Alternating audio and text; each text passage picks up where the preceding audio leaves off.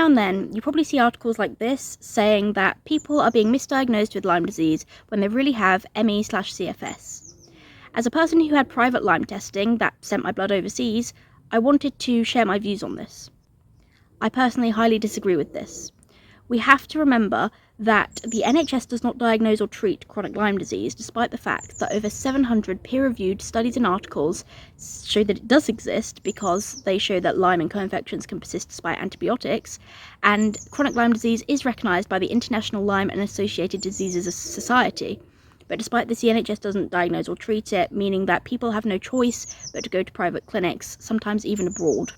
Now, of course, the NHS doctors from various NHS trusts have to say that these clinics are cashing in from false diagnoses, because the NHS trusts don't want to admit that they misdiagnosed and neglected people, because then they could get sued. So obviously they have to make out that the private clinics are the bad guys, even though they're actually the only ones who are giving us the answers we need and giving us the treatment we need in order to recover. I'm sharing this because it's Lyme Disease Awareness Month, and the symptoms of Lyme do look virtually identical to myalgic encephalomyelitis.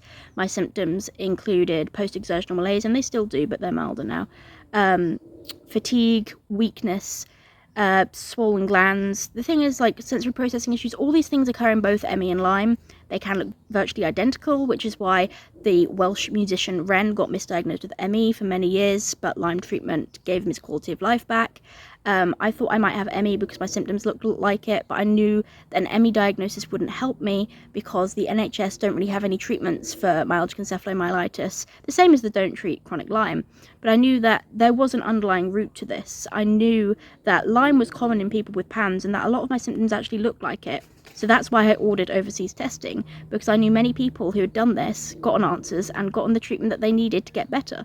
So, I got the testing and it came back positive. And with Lyme treatment, long-term treatment, over around almost a year now, I've had about 25% improvement, which is incredible considering how bad I was before.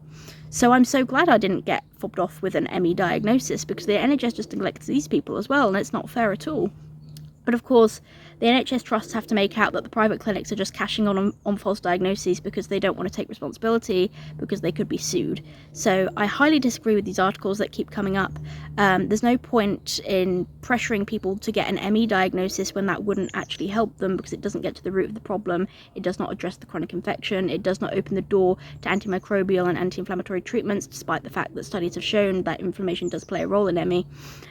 So yeah, getting tested for Lyme and going to private clinics, best thing I ever did. And these articles are just trying to take the blame off of the NHS trusts for not diagnosing and treating us so that they don't get sued.